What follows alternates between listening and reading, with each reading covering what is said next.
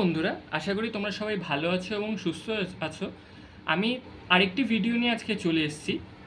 আমাদের প্রত্যেকের পরিবারেই কোনো প্রাইভেট পেনশনার থাকলে তিনি যদি মারা যান তাহলে তার জীবনসঙ্গীর নামে সেই পেনশন চালু করতে হয়।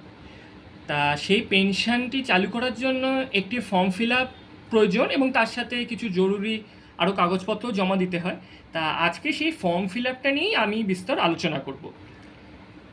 দেখো, এই এই ফরম্যাটটাই পুরোপুরি আমি সংগ্রহ করেছি employees provident fund organisation regional office Barrackpore থেকে। আরও কিছু রিজিয়নাল অফিস আছে আমাদের এই পশ্চিমবঙ্গে, তো তোমরা সেখান থেকেও এটি পেতে পারো। আমি এটিকে সংগ্রহ করেছি ব্যারাকপুরের অফিসটি থেকে। দেখো, এখানে সাবজেক্ট দেওয়া আছে disbursement of widower and children pension in respect of পিপিও number WB/TLO/ regarding.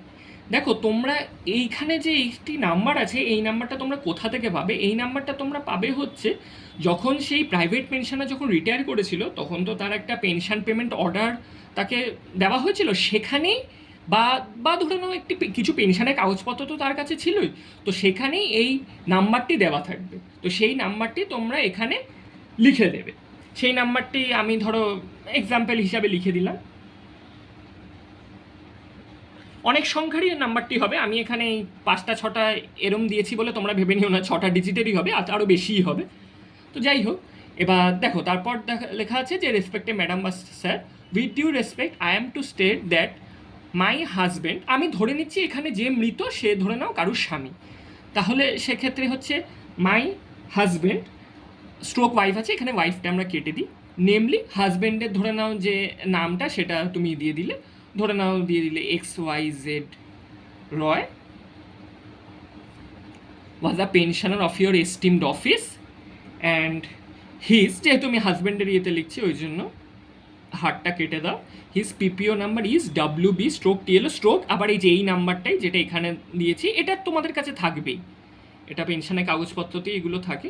হ্যাঁ, সাডেনলি ডাইড অন, ওই ডেটটা দিয়ে দিলে এখানে কবে মারা গেছেন।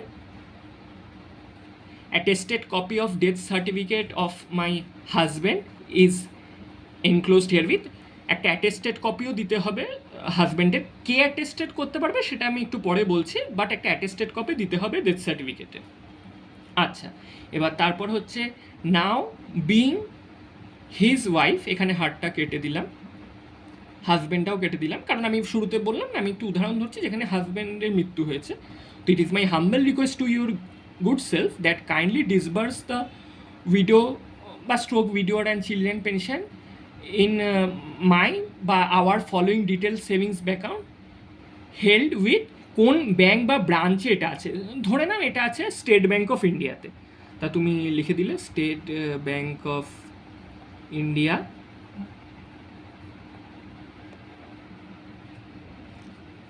আচ্ছা, আমি অন্য একটি পেন দিয়ে একটু লিখছি, পেনের কালিটি শেষ হয়ে গেছে। আচ্ছা, স্টেট ব্যাঙ্ক অফ ইন্ডিয়া, আর এখানে ধরে নাও ব্রাঞ্চটা যার যেখানে ব্রাঞ্চ আছে সে সেখানকার ব্রাঞ্চ এটা দিয়ে দেবে। আচ্ছা, এবার দেখো এইখানটা হচ্ছে কি বলছে যে নেম অফ দি উইডোর অন ছিলে, কারণ অনেক ক্ষেত্রেই আমরা দেখে থাকি তো যে ছেলেমেয়ে যদি খুব ছোট হয় তো তো তারাও পেনশনের পাওয়ার আয়ত্তে পড়ে যায়। তো সেক্ষেত্রে তাদের নামও লিখতে পারো, তবে আমি এখানে ধরে নিচ্ছি যে শুধু স্ত্রী সেই শুধু পাবে। তো এখানে নেম অফ দি উইডো, ধরে নাও স্ত্রীর নামও তুমি লিখলে, এখানে ধরে নাও স্ত্রীর নাম লিখে দিলে EFG রয়। তার সেভিংস ব্যাঙ্ক অ্যাকাউন্ট নাম্বার, অর্থাৎ তার যেখানে সেভিংস ব্যাঙ্ক অ্যাকাউন্ট নাম্বার আছে সেটা তুমি লিখে দিলে, এবং তার name of the bank and branch, ধরে নাও তারও যে ব্যাঙ্কের আছে সেটাও স্টেট ব্যাঙ্ক অফ ইন্ডিয়াতেই আছে, ব্রাঞ্চটাও এখানে মেনশান করে দেবে। এবং অবশ্যই এটা ভুল করো না, আধার কার্ড কিন্তু দিতে হবে, আধার কার্ডের নাম্বারটা, আধার কার্ডের নাম্বার কার, যে স্ত্রী যে ওয়াইফ তার আধার কার্ডের নাম্বারটা এখানে তোমাকে মেনশান করতে হবে। তুমি কবে এটা জমা দেবে সেই ডেটটা দেবে, এবং তুমি কোথায় থাকো সেই প্লেসটাও এখানে মেনশন করে দেবে, এবং ইয়োর্স ফেথফুলি এখানে যিনি ওয়াইফ আছে মানে যার হাজব্যান্ড মারা গেছে সেইখানে সই করবে। ঠিক আছে? আর এর সাথে attested copy of death certificate of the member, মানে যিনি মারা গেছেন, XYZ উনি মারা গেছেন এবং অ্যাটেস্টেড কপি ওনার দিতে হবে। কে অ্যাটেস্টেড করতে পারে? গেজেটেড অফিসাররা অ্যাটেস্টেড করতে পারে, অর্থাৎ গ্রুপ এ অফিসাররা এটা অ্যাটেস্টেড করতে পারে। Attested copy of bank passbook of widower and children, husband wife of late, যিনি মারা গেছেন, ঠিক আছে, তার নামটা এখানে লিখে দেবে। এবং এই যে অ্যাটেস্টেড কপি বলছি, এটা কিন্তু অন্য কাউকে দিয়ে অ্যাটেস্টেড করাতে হবে না। এটা হচ্ছে, এখানে যেমন আমি এক্সাম্পল ধরেছি যে ওয়াইফ ডিমান্ড করছে পেনশনের জন্য, তো এখানে ওয়াইফকে সেলফ অ্যাটেস্টেড করতে হবে। আমি এখানে লিখে দিচ্ছি সেলফ অ্যাটেস্টেড বাই ওয়াইফ। আর এখানে হচ্ছে ওয়াইফেরই আধার কার্ডের একটা জেরক্স। আর ওখানে যদি সেলফ অ্যাটেস্টেড করতে যদি বলে অফিস থেকে, তো এটা করে নিতে পারো, আর যদি কিছু না বলে নাও করতে পারো, অসুবিধা নেই। আর এখানে ওই নাম্বারটাই আবার, এই যে ওপরে যে নাম্বারটা আমি দিয়েছিলাম সেই নাম্বারটাই এখানে ধরো তোমার দিয়ে দিলে।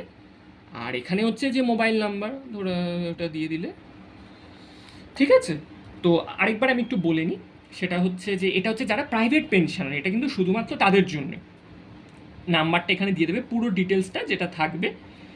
এখানে আমি এক্সাম্পল নিয়েছি হচ্ছে যে হাজব্যান্ড মারা গেছে, সেই ইয়েতে আমি পুরোটা ফিল আপ করেছি।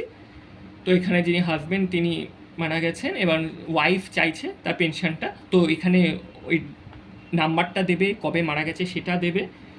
আর তারপর তুমি চাইছো যে যাতে কোন ব্যাংক অ্যাকাউন্টে এটা চালু হয় সেটা এখানে মেনশন করে দেবে, ঠিক আছে। এখানে আধার কার্ডটা দিয়ে দেবে, তোমার নাম দিয়ে দেবে, ডেট দিয়ে দেবে, প্লেস দিয়ে দেবে, এখানে সই করবে যিনি ওয়াইফ আছেন তিনি। আর অ্যাটেস্টেড করাতে হবে ডেথ সার্টিফিকেটটা, এটা ভুল করো না, অ্যাটেস্টেড কিন্তু করতে হবে একজন গেজেটেড অফিসারকে দিয়ে, অর্থাৎ যে গ্রুপ এ অফিসার তাকে দিয়ে এটা করতে হবে।